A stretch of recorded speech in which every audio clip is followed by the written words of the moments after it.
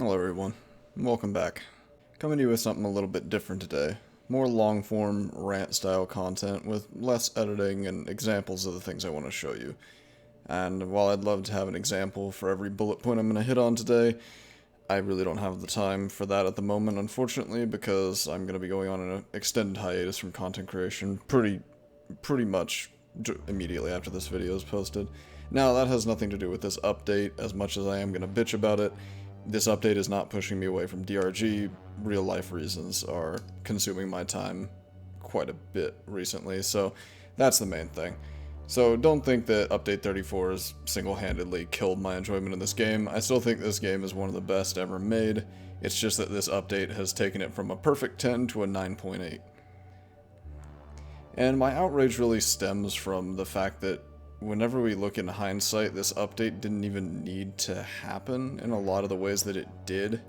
I'll get into that in more detail as we go, but you'll start to see the repeating theme that a lot of these changes just weren't needed and seemed to be changes for change's sake. That being said, I'm just going to read through the patch notes on my end. I'll leave a link to the Steam patch notes as well as a Reddit thread that breaks down all of the numerical weapon changes in greater detail than I can go into here, but basically I'm just going to be going down the list. So, this is Update 34, Modest Expectations. The original plan for this update was modding support along with some other quality of life features, some new mutators, and a lot of weapon balance. But throughout the course of the experimental branch, a lot of people were dissatisfied with the way the modding support was going, myself included, and while I've never been huge into modding in this game, I do use mods pretty frequently, mainly just quality of life and cosmetic change ones, but I do use them. As you can see, I'm using Fabulous Molly and the profile icon mod in this video. So, obviously not massive gameplay changing mods, but I do use mods in that sense. Basically, initially what was going to happen is you were going to have to start a new save file for modded content, and it got to a point also where you'd have to be constantly switching back and forth between your normal file and your modded file in order to make progress. And this may be misinformation on my part, but I believe that you would have been unable to earn Steam achievements on the modded file. I'm not sure if that was only initially and then changed or not, but TLDR, the modding support got entirely scrapped by the time Update 34 came out. So, while we are going to get modding support before Update 35, essentially what Update 34 shipped with was balance changes, elite enemies, 2 new mutators, and the ability for missions to have 2 negative mutators at the same time. And now, on the surface, this sounds like great changes, you know, just a little bit of quality content to tide us over, but the problem is a lot of this content was not up to DRG standards, in my opinion.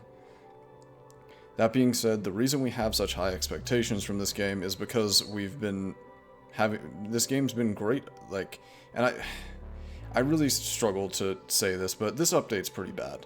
It's not great, and there's a lot that we can do to remedy it. This isn't like a nail in the coffin kind of thing. Like, all of this can be walked back, all of the corrections can be made, and a lot of them are opinionated, so I don't expect everything to change the way I want it to. That would be incredibly selfish and short-sighted of me as a player.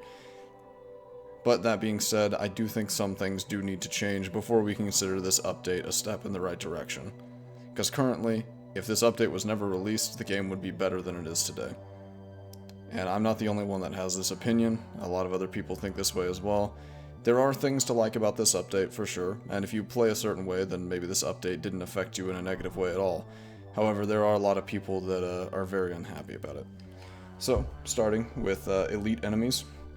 Now, these may sound great in practice, you know, a higher threat enemy in the combat situation could provide a lot more diverse gameplay, right? Well, in their implementation, currently, elite enemies are massive health increases, movement speed increases, increased enemy damage, a particle effect, and a unique health bar.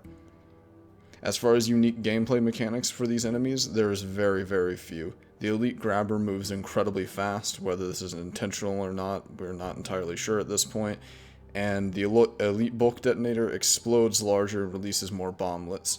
There are some minor AI tweaks to the ranged enemies, such as web spitters and menaces, that make them shoot fewer shots per burst and move or burrow more often, but I don't see these as redeeming changes to the elite enemies so much as just annoying.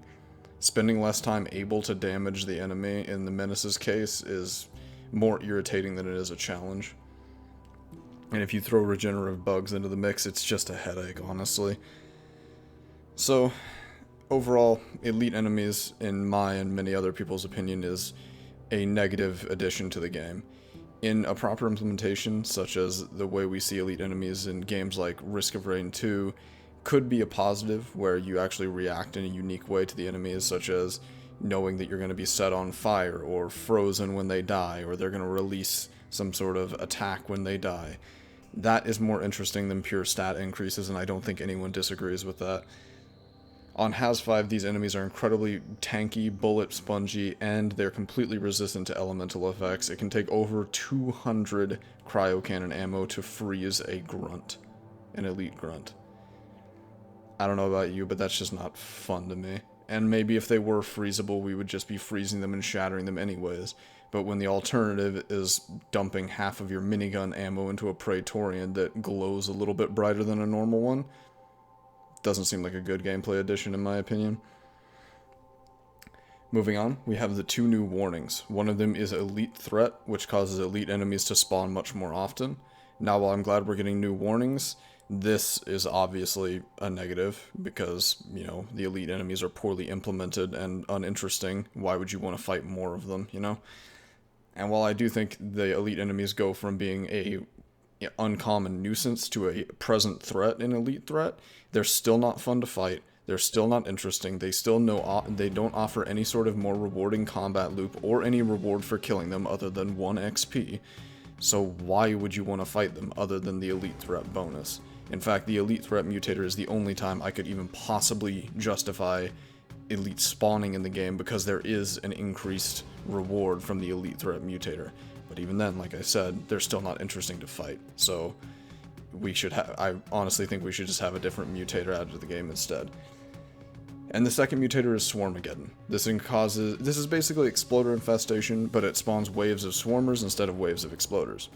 I have no complaint with this. Feels great. It keeps you on your toes for sure. You definitely play a little differently, and depending on your class, you may even bring some different kit into the mission because of this, and I think that's a good thing. Whereas normal warnings like Shield Disruption may see you switching some armor mods around if you do use increased shield, Swarmageddon actually makes you think a little bit more and prepare for fewer high health targets and more massively greater amounts of small health targets. So, overall, not a bad warning in my opinion. I found it pretty fun. It's definitely a little stressful depending on how you play Scout, but overall, it's perfectly doable and I think it's a good addition.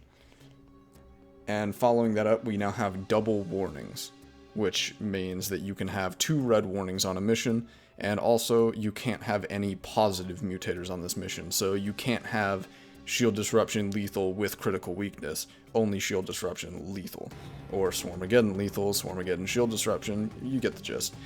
But the thing that I don't like I love this though, don't get me wrong, I like the increased challenge mode that this provides, and also that what it said in the patch notes is double warnings will not appear in assignment missions or in the deep dives, which is good, because these missions can be incredibly difficult, and I don't think people should be forced to play them if they don't want to.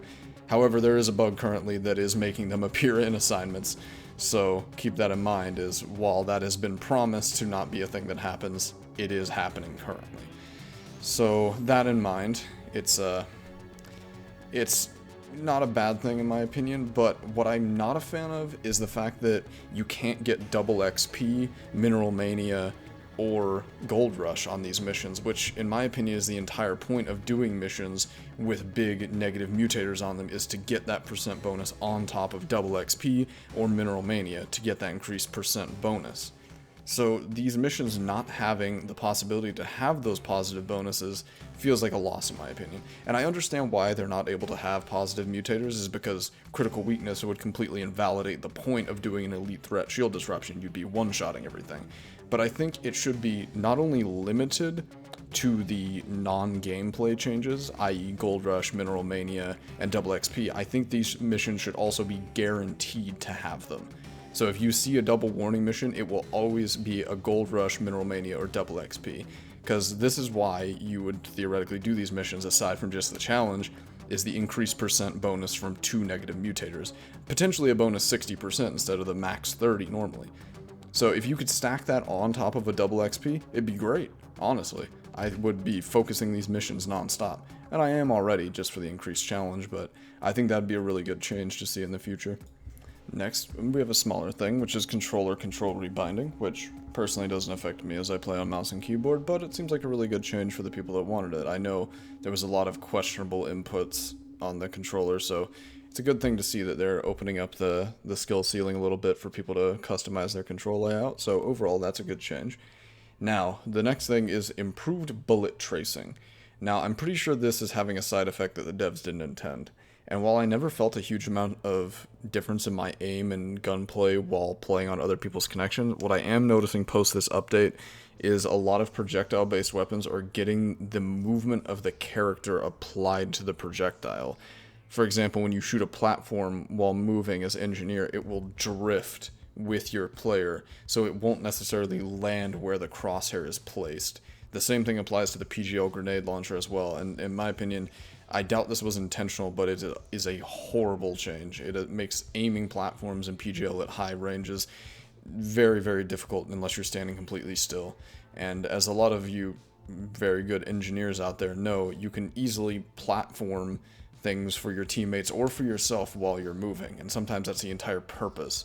So having your aim thrown off because of your movement is ridiculous, and some people may argue this for the sake of realism, but personally I don't care about the realism of it. This feels awful to play, and if this was an intentional change, I hope it's rolled back as soon as possible, and if it was unintentional, I hope it is patched soon, because it feels pretty bad, I won't lie.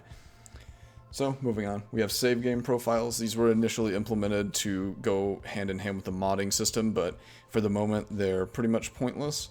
If you do want to start a new save game for some reason, to do maybe a hardcore challenge like Milligan, then this is a basically in-game supported way to do it. So it'll allow more save movement and loading and changing saves for console players who may not have had that option before. So overall, not really something that I'll use myself, but definitely a good change.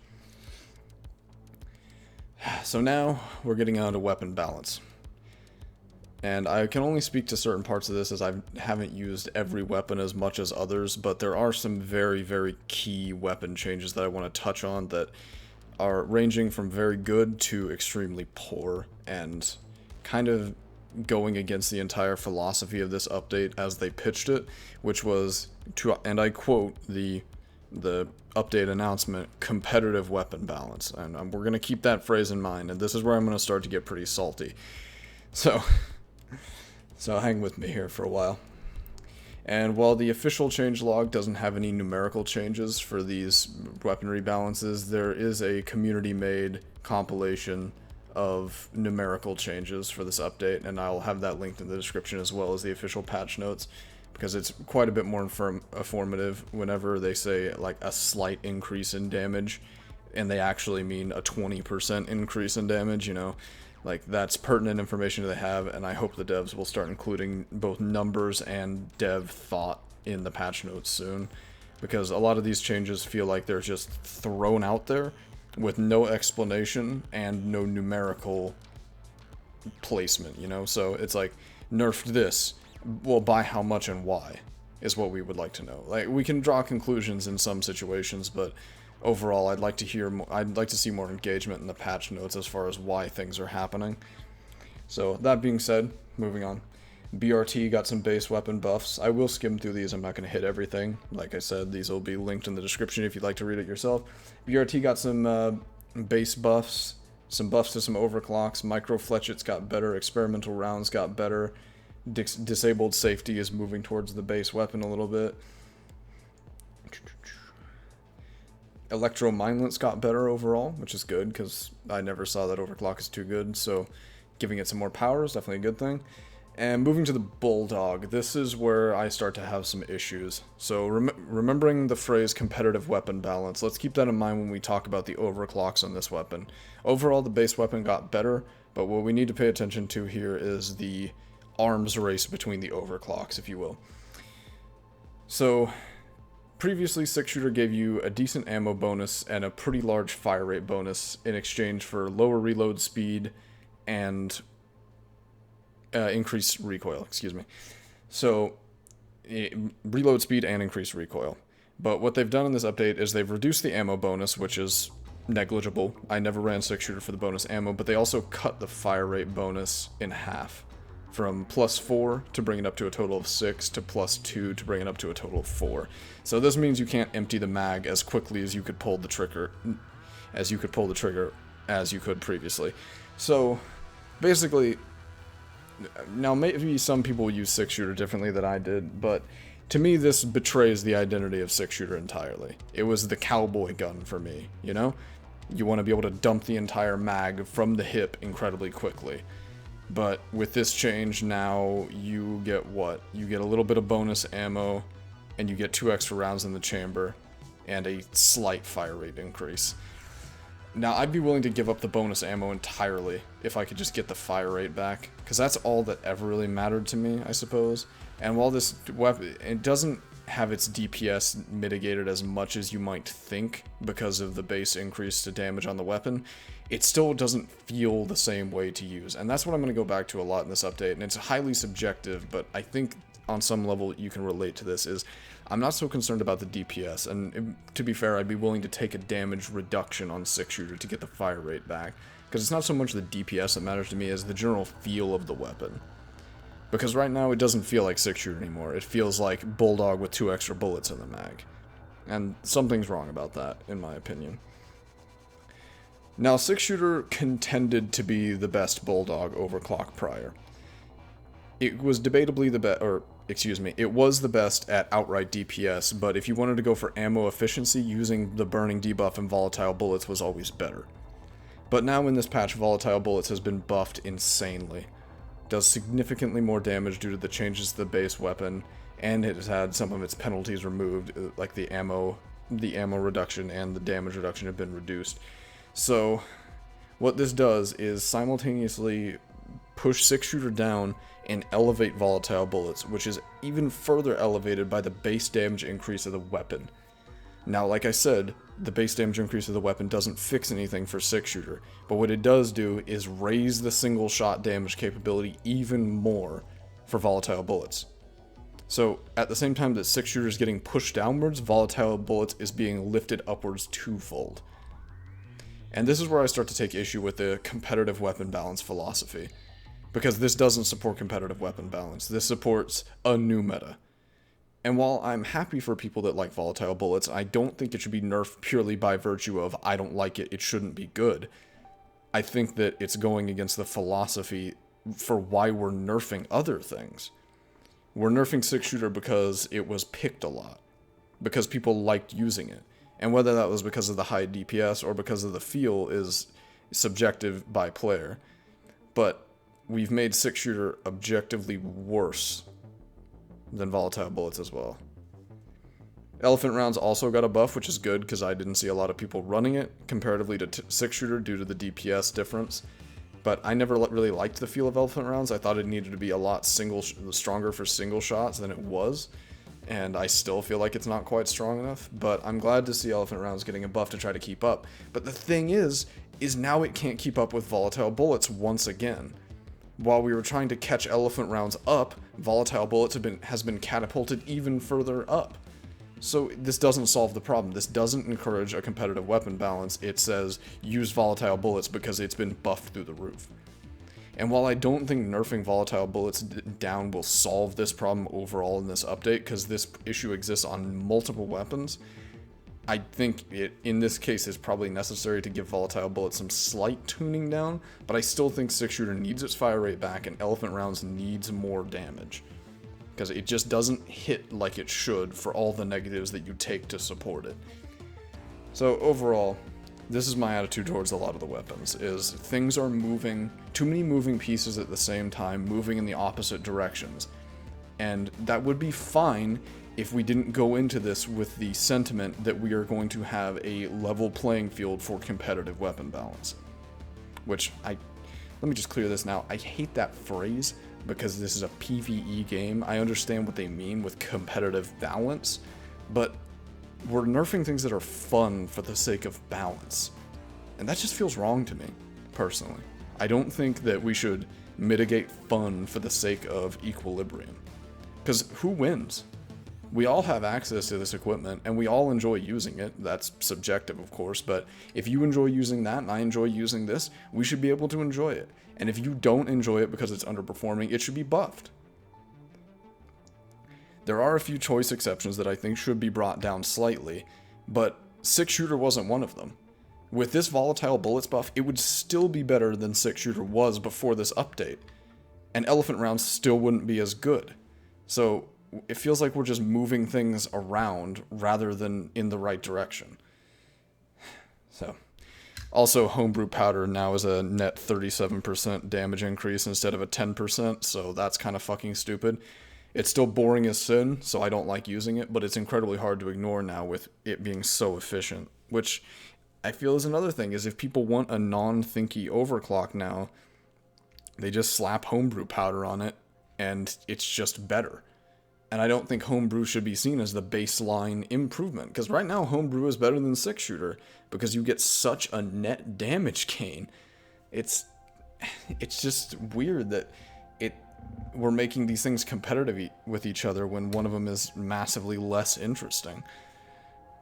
And I don't think Homebrew should be bad by any means. I think this is the first time that anyone's ever picked it. But I think Homebrew should just be tossed entirely in favor of something more interesting. And I know me just saying make up a new game concept is a lot harder than actually making a new game concept, but I think a lot of time that was dedicated to moving these numbers around could have been dedicated to going back to the drawing board with some of the less picked and less interesting overclocks. That's obviously an opinion, though. Moving to the M1000. We got a pretty massive rework in this update to favor hip-fire shots, and while I don't think that's inherently a bad thing, I think it's doing the same thing that the Bulldog did, where by moving weak point damage to the base weapon and removing the base weak point damage, we now have less of an incentive to hit weak points, which favors hipster builds. And because of this, hipster is now incredibly powerful. Also because the hipster overclock itself got a buff, but not going into that. Basically, you can have over 10,000 damage with hipster now. And that's not even considering how many bugs you can hit with blow-through rounds and armor breaking. So, because of this, hipster is now objectively the best M1000 overclock for both total damage and DPS. I'll still be using focus shots because that's the way I enjoy playing, and I don't inherently dislike hipster because it's the best. I just don't think that's my playstyle. And I'm not going to ask for hipster to be nerfed, but I want it to be acknowledged that it's the best right now. Objectively, it is better. It crowd controls better, and it burns single targets better. So, while this one doesn't bother me personally, because I can still play the way I want to without feeling the effect of these nerfs as hard, I once again want to ask, where is the competitive weapon balance here when we have made one overclock objectively the best? That's the baseline of all of my arguments here, is now we have a decisive best overclock for this weapon, and we have had decisive best overclocks on weapons in the past, but I think we have more best overclocks and less quote-unquote viable builds now. Overall, everything is still usable. There's no overclock that you take that completely gimps your build, aside from Inferno, but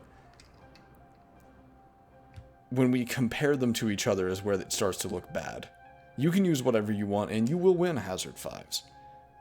But comparing your gear to other weapons, which I think is, in general, not a good way to approach balance in this game, because whatever is fun should be fun, and as long as it's playable and it's fun, that's enough. But whenever you compare Focus Shot M1 now to Hipster, it feels bad. And that's my underlying argument. Moving to GK2, it didn't get enough buffs. People didn't like GK2 because it felt weak, and while I personally disagree, as I've used it for quite a long time, and I've got a good feel for the weapon and I can do good work with it, I understand where they're coming from with the only certain builds do enough to make it feel good. And while it dishes the damage that you need, pretty much no matter what, it doesn't feel right unless you build it a few certain ways. They got an entire 3 bullet points of changes, one of them being 1 extra mag of ammo. That's not enough. It's not enough. nobody's gonna change their mind on GK2 because of this. Mind you, they were all buffs, but in my opinion, not enough. Okay, EPC. So the real devil of the EPC changes is in the miscellaneous changes, which is that whenever you EPC mine something, minerals now scatter around the cave. That alone, regardless of ammo economy changes, regardless of charge speed changes, regardless of which overclock we use for EPC mining, the mineral scatter single-handedly, dare I say, kills EPC mining. Because the entire point of it up until this point was to go charge, shoot, bang, minerals fall on the floor, we pick them up. And whenever you lose the time that you did save by either engineer platting and having your scout grapple up to it, or drilling up to it, or having gunner set up a zip line, that time that we saved is now wasted running around the room, scraping the minerals up off the floor. And obviously these things vary because it is a random scatter of minerals, but it feels bad. I keep going back to this. It doesn't matter how the ammo economy changes, it doesn't matter how the pacing changes, it doesn't feel good. And for me and a lot of other people that have used EPC mining for a long time, we are less inclined to do it now. And is this a good thing, is what I want to ask you. Because what they wanted to do was get people away from EPC mining in this update without fundamentally changing the weapon, because that would cause further outrage. I don't think this is done right, as much as I understand where the devs were coming from. I understand that they did, at its core, preserve EPC mining, and the minerals still get knocked off the wall by us shooting a charge shot out of the air. Okay, I understand that. But the approach could have been done so much better. Like, the scatter could be reduced to a very small area, or hell, you could increase the ammo cost of charge shots, and you could reduce the area of the TCF blast. I don't care. Because even then, if we were taking out these veins in 2 EPC mining shots instead of 1, and it was all falling into the ground on 2 neat stacks, that would still feel better than chasing chunks of minerals around the cave. And this takes me to my second point, which is, in my opinion, the overwhelming reason this nerf even happened, or this change even happened, is because people felt that the driller was somehow detracting from other classes with his ability to EPC mine. And while not only do I not agree with this, I don't think this change solves this problem in any way. Because now, let's go through this scenario. Team walks into a cave, one of each class. Engineer shoots platforms on every vein he can see. Driller starts EPC mining on one side of the room where Scout was going to start mining. Driller EPC mines those minerals, and the Scout ends up only taking 1 vein down. The Scout is upset about this because he felt that it was his responsibility to get those minerals down, and the Driller could have been doing something else. So that was the baseline issue in my understanding. And while personally I don't agree with that at all, I think that digging minerals while standing on platforms is the absolute most boring part of the Scout's quote-unquote job, that if the Driller is helping you do that, he's freeing you up to play a more fun part of the game more often, which is picking off priority targets, zooming around the cave, throwing flares, and grabbing things that the Driller can't EPC mine, like fossils, blooms, Bulu caps, and just, keeping an eye out on the room. But now, let's go through this scenario again. Team walks into the room, engineer platforms everything he can see, Driller EPC mines several veins, scattering the minerals around the room.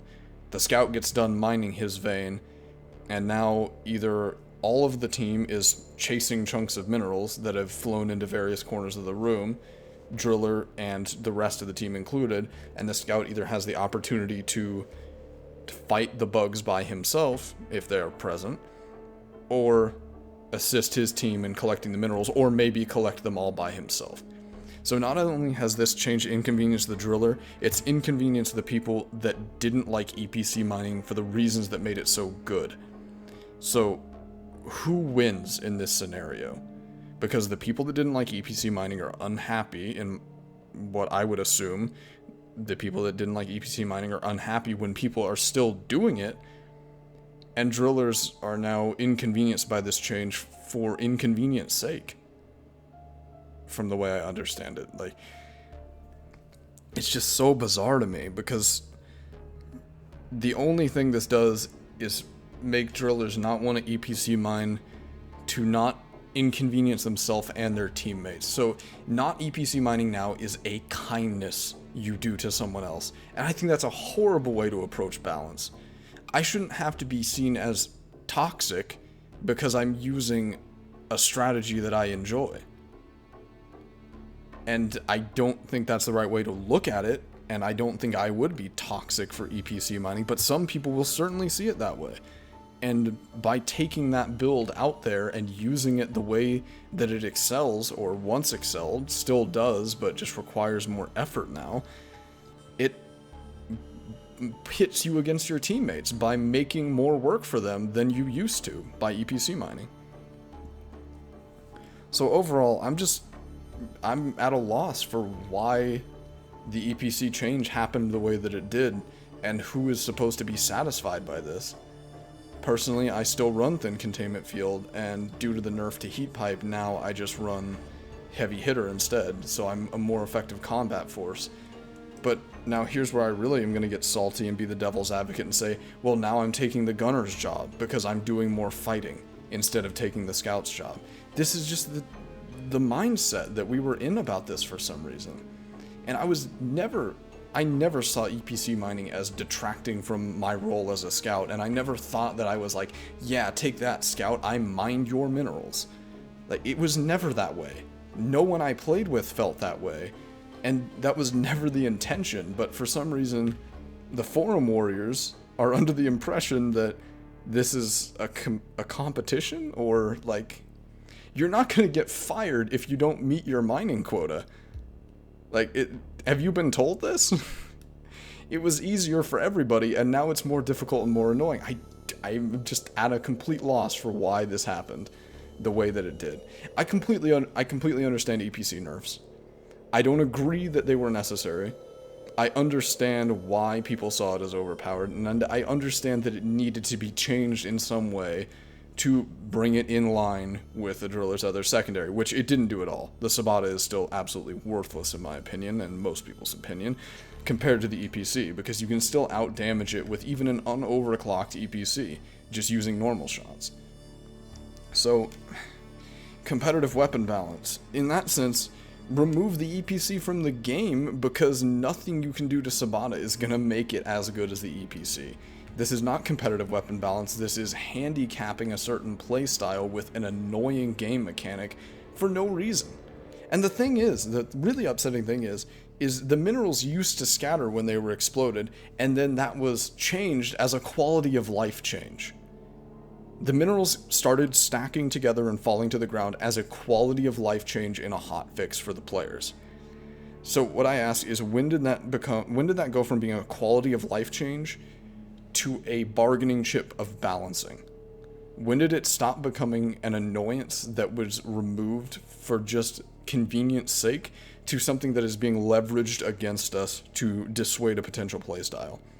I don't understand that from a game design perspective. Mind you, I'm not a game designer, but it feels awful in practice, and it feels insulting to this playstyle. Because this isn't competitive weapon balance, this is handicapping a certain playstyle with a meta mechanic for the sake of pushing people away from it.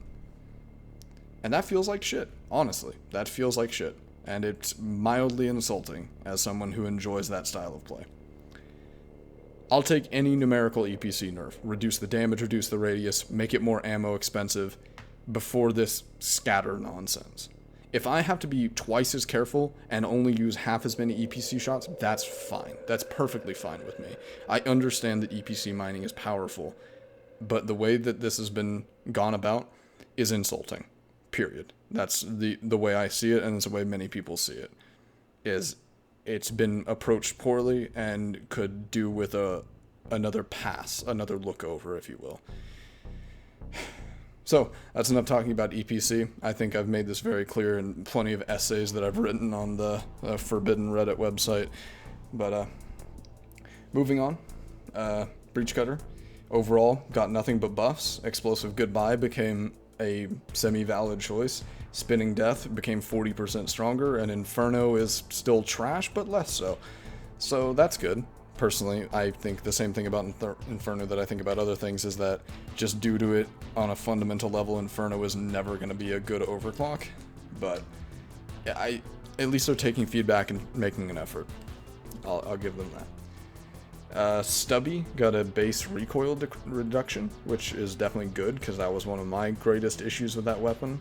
One of my greatest issues with that weapon is I felt I couldn't control the recoil when I was firing it the way I wanted to, so that caters to my playstyle a little bit. And Turret Arc and Turret EM Discharge both got massive amounts of buffs.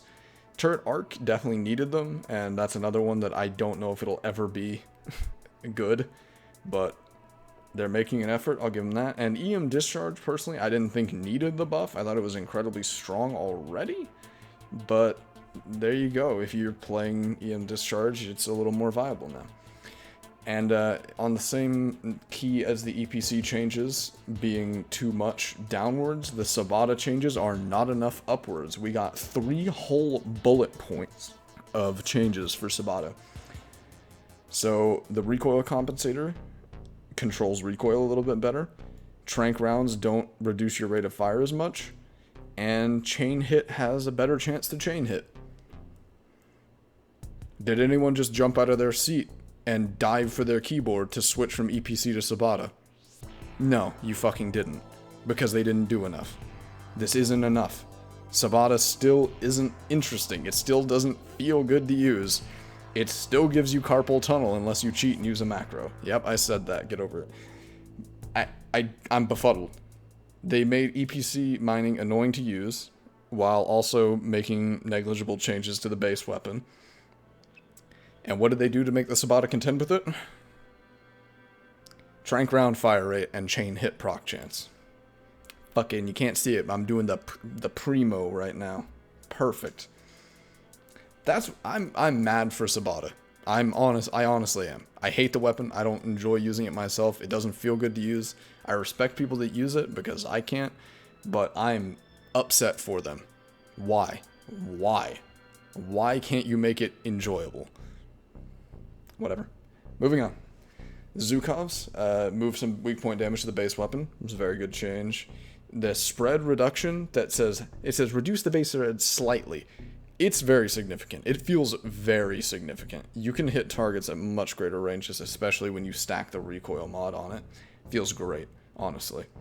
Cryo Mindlets also got a pretty big improvement to have a 100% chance to stick whenever they hit. Admittedly, I don't use Cryo Mindlets much, but everyone I've talked to said this Cryo Mindlets feels much, much better now. So, happy for that. Jury Rig Boomstick didn't get too many changes. Not too upset about that. It always felt like a decent weapon to me. And now we have Cryocannon. I'm just going to sound like a butthurt driller here, but once again, this is an example of competitive weapon balance gone wrong, where we have what perfectly tuned cooler is becoming tuned cooler, because instead of losing any of its benefits, it is now gaining a repressure penalty and a spin-up time penalty. Looking at Cryocannon overclocks, there's still nothing competitive with tuned cooler. Aside from Ice Spear and Ice Storm for Dreadnought missions, which is obvious, nothing really contends with this. Really, it doesn't. Tuned Cooler still gives you the greatest freezing power per second in the game, if you stack it with the right mods. So, why wouldn't you take it? Now it's just more inconvenient to use. So, once again, instead of buffing anything else to be competitive with Tuned Cooler, they've made it annoying by making it repress slower and have a charge up time delay. And in my opinion, this doesn't affect the way you use the Cryocannon anyways, because in most situations with Tuned Cooler, you don't need your entire pressure chamber to freeze anything, and even then, it doesn't affect the total pressure chamber size, it affects the repress delay. So you can still freeze a bulk detonator with this Cryocannon build without changing anything. It just takes longer before you can do it again, which is a negligible change in my opinion, which does nothing to dissuade me from using this. And if you handle the Cryocannon correctly with the charge up time delay, you can pre-spin it to a point where you're not firing, and then fire it whenever the enemies are within range or you need them to be frozen. So once again, if you handle it correctly, this serves as nothing but an annoyance. It doesn't stop me from using this overclock, and it doesn't make this overclock any worse, it's just annoying. So instead of... And another thing I want to talk about is flow rate expansion, another Cryocannon overclock, does the same thing as Tuned Cooler without the freezing power bonus, with a bigger negative. This was the opportunity for flow rate, for that overclock, to get massive flow rate increases and become maybe an unstable overclock that allowed you to dump ammo extremely quickly in exchange for freezing enemies extremely quickly. But it didn't happen. All that happened was perfectly Tuned Cooler. Now Tuned Cooler got worse, but still nothing contends. Aside from Dreadnought missions, mind you.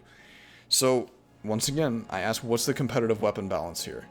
You made it a closer race, but Tuned Cooler is still in first place. So that's also very questionable in my opinion.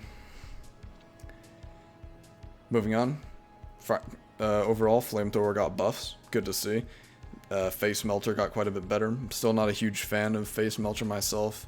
Neither am I a fan of Sticky Flames. I usually just use the lightweight tanks upgrade or overclock, but that's a change for sure. PGL got better overall. Aside from the momentum projectile velocity change, PGL got better. Unfortunately, that momentum projectile velocity change makes it so gross to use that a lot of people are moving away from it to the Breach Cutter now, because it just feels gross. So strange. RJ250 got really good though, which makes me happy because that was a playstyle that was underappreciated for a really long time, and I'm glad to see them finally getting some love. So that's good. But overall, I still prefer Hyperpropellant for PGL, and that really didn't get any changes aside from -1 total ammo, which I can't really complain about, but it definitely felt unnecessary for normal grenade launcher builds to lose ammo overall. Whatever. Leadstorm Minigun. So for some reason, we are doing the same thing with Cold as the Grave as we are with other overclocks and weapons, where we are reducing its effectiveness and doing nothing to help the competition. Aggressive venting is awful. Nobody uses it. You use it on what, maybe a burning hell build, a bullet hell, or a hot bullet burning hell build, just for some extra fire, but really, like, the fact that you have to choose between it and hot bullets anyways really does a lot to devalue it. And right now, Cold as the Grave and hot bullets are two completely different playstyles anyways. So really, aggressive venting is just not even considered. And I think, if anything, aggressive venting could have been made better. Because right now, I'd say people already picked between hot bullets and Cold as the Grave a decent amount whenever they wanted to run different builds. And certainly people are going to use hot bullets more now with the ridiculous volatile bullets buff. But that aside, Cold as the Grave getting worse, but you're still not going to pick aggressive venting over it. It just won't happen.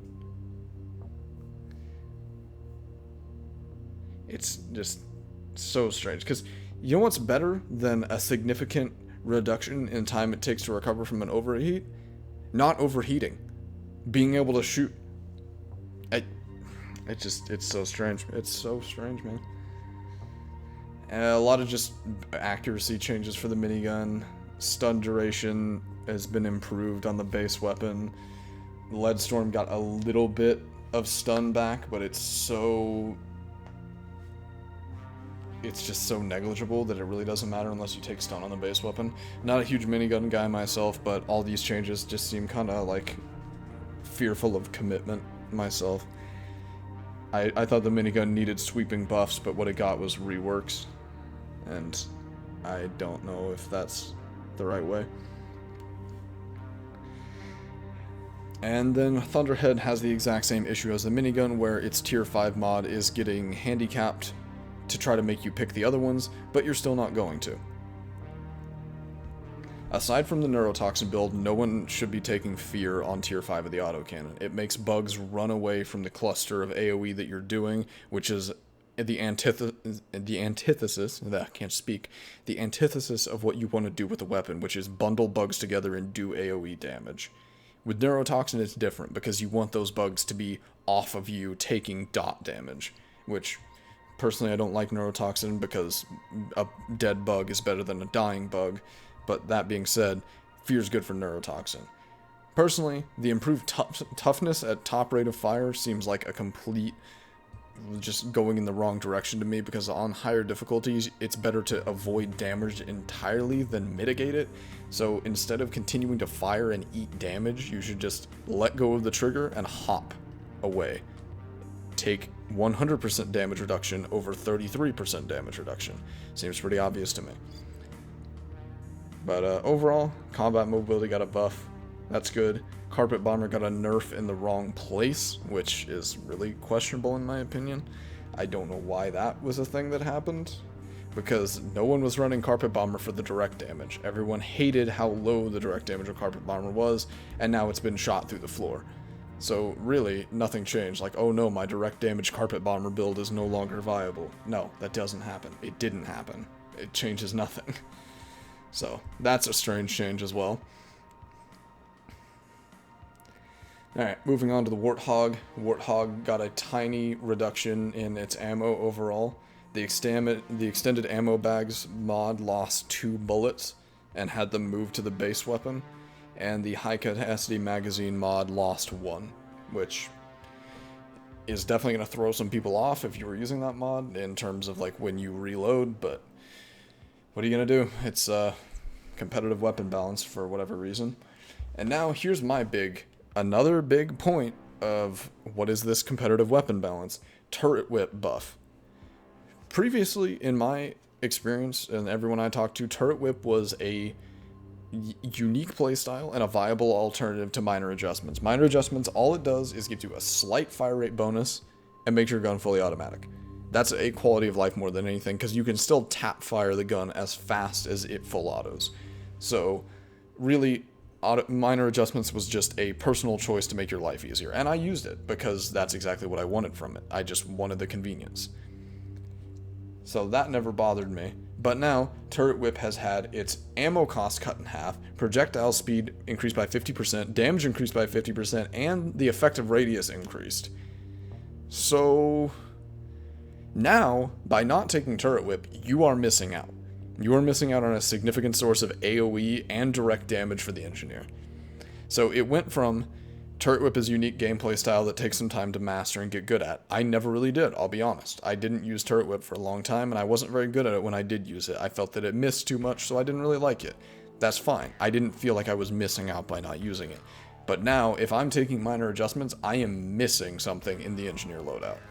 Because as little as minor adjustments gave you before, now, proportionally, it gives you nothing compared to what Turret Whip offers. And that doesn't feel good. Will I still run minor adjustments? Maybe, but knowing what I'm missing is something to consider. So while I didn't lose anything from minor adjustments, the competitive weapon balance is gone in that tier. You pick Turret Whip, or you're missing something. So once again, I take no issue with the change personally. I'm glad Turret Whip users have a stronger tool, but the entire philosophy of this update is just a lie in this instance. Very slight reduced ammo reduction to the mini shells overclock, and slight ammo bonus off of lightweight magazines, which is moved to the base weapon, like we talked about. So, moving on from there, Driller's HE grenades got a buff. I still don't think anyone will use them, just because fundamentally, Impact Axes and Neurotoxin provide something unique to the Driller, i.e. incredible single target damage against both normal and frozen enemies, and area denial for smaller enemies. Those are unique elements. What is an HE grenade? It's an HE grenade. It's something you've seen a million times before, and it's not unique or interesting. It really just doesn't provide anything to the Driller. So I think that in this case, more than anything else, I talk about scrapping overclocks and replacing them with something better, But in this case, I really think the HE grenades would just be better served as allowing us to get something better in that grenade slot. Sorry to all 3 of you HE grenade users out there. A lot of miscellaneous bug fixes and a lot of bugs that are occurring now that weren't in the previous version of the game. This is to be expected. However, netcode currently is pretty awful. Throwing projectiles like grenades and impact axes is extremely buggy for clients, and if gunners use sticky grenades currently, they have a very good chance of sticking themselves in the back of the head. Like, for example, Servant playing with me, even when he has only 60 ping, is able to stick himself with a sticky grenade and die, without even trying. So, that's an issue. Elite enemies are agony to deal with. Just so many bugs right now. So much netcode stuff. I'm sure I'm forgetting plenty of them off the cuff, and I apologize that I can only give so few examples, but it's so many of these changes are so much more painful when you actually get them in the situation. Like the EPC change just handicaps drillers so badly for oil collection on escort, especially in solo, because you'll blast the oil down and it just goes everywhere, and it completely negates that part of the efficiency of the refueling stage. The refueling did get a nerf in 4-player, so, well, a buff. It makes the canisters fill faster in 4-player lobbies, but I don't know, man. Escort has always rubbed me the wrong way anyways, so it didn't exactly help. The modding support and the approach to it was just so strange that it really had no need to happen, in my opinion. Like, we already had mods, they were easy to get, easy to install, and really I didn't think anyone was abusing mods necessarily, and if they were a tiny minority of the community, and nobody was defending that. Like, no one was using mods to cheat and being, like, supported. No one was like, oh wow, you're level 3000 and you cheated for it, like, that's a good thing. No. And so few people did that we could call them out when we saw it. So the entire thing of the mods having separate saves to preserve the, like, competitive nature of the leveling or whatever, I just don't understand the thought process. And so many people are like, oh well, what about cheating? No one was cheating, and the mods that we can put in the game still are the same as they were before. No one was cheating with them then, and no one is now. So what would a ghost ship slapping their label of approval on that do to negatively impact the modding community? Maybe there's something that I'm not seeing there, but it's just all very strange in my opinion. Well, I've been ranting for a good 50 minutes now, but overall, man, like, there was some really good changes in this update. There was a few of them, but I'd say a good 70% of them were either unnecessary or directly detrimental to the game going forward. And I don't know. I really don't. Like, it feels like this update was, the balancing seems like it was an afterthought to the mod support in this update. And I hope that's not the case, but I just have a really hard time justifying any other reasoning for why the balancing seems to be so poorly thought out. That being said, as well, as if the focus was more towards mod support, then the mod support being scrapped should have seen the rest of the update delayed with it. And personally, regardless of the contents of the update, I think that it should have shipped all as one, because when you name this the modding update, modest expectations, and then you can't ship mod support with it, it feels like we're just getting filler. And that's doubled down on by the existence of the elites feeling underdeveloped, and I've been trying to give people the benefit of the doubt and everything I can, but I asked on a dev stream if the elite enemies were going to be further developed, and I got a resounding no. They are finished being developed for now. What we will be exploring next is different enemies. And for me, that was a very confusing answer, because if what you want to do now is implement more enemies, I would say the best course of action is to have never put the elites in the first place, and just made what new enemies you could. I understand, I'm no game developer, but I understand this stuff takes time. But clearly, the way that the elites were crafted and implemented did not take as much time as it should have, and probably would have been better used in another area. And I know hindsight's 20/20, and everybody makes mistakes, but I think that the best course of action for the elites is either relegating them to the elite threat mode and continuing to tweak their balance, or removing them entirely, along with the modifier. Because as it stands, they provide nothing to the game. Honestly, nothing. And I would take one new enemy over the concept of elites any day.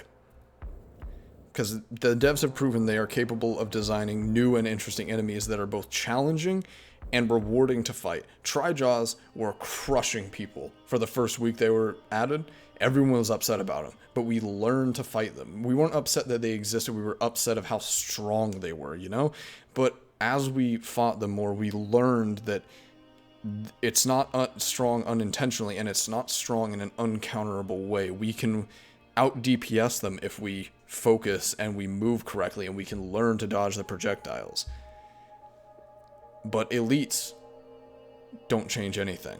They just suck. They walk towards you the same way as a normal Praetorian or a normal guard or slasher would, and they spit, or they claw, or they bash, or they attack the same way as a normal one, just slightly faster, and they hit you harder. You don't have to react any differently. You just have to react faster and with greater force. And that could be seen as a challenge by some, but I don't think it's a challenge that's worth meeting. Overall, the elites are probably the most disappointing part about this. I'm definitely biased on the EPC changes, but I do think I have a point when it comes to the annoying implementation of the EPC nerfs. But overall, I think the most egregious part of this entire update is both the misfired handling of the mod support and also the sort of flippant implementation of the elite enemies in a way that's like, here's some new challenge content, maybe deal with it. And that really kind of, like, I'm not behind closed doors as to why this update came out the way it did, and there is enough people that think the same way about this that I do, that I'm not just going crazy here, you know? Like, this is a miss. We've had 33 amazing updates. This game is amazing, and it still is. Like I said, it went from a perfect 10 to a 9.8 with this update. It's just that we have this time to focus on this update and say, let's take this time to recoup and collect ourselves and really isolate what happened here. What went wrong that made this update so poorly received and feels so half-baked. And I love this development team, and they've never done us wrong in any sort of significant way. And I'm not going to act like balance changes is an insult to my bloodline, you know? But it's just a little concerning when the extremely high quality of content and community interaction and feedback, and mind you, we haven't gotten the community interaction and feedback stage of this update to its end yet, so I don't want to critique them for that, but overall, Ghost Ship is one of the most excellent devs making a game today, and just this sudden drop is bizarre. And while I don't demand an explanation, I think there is something to learn from how this came out, you know? So that's really the reason that I'm approaching all of this with such a strong reaction, is I don't think this will happen again. And if I can somehow play a role in making sure it doesn't, that's important to me as well.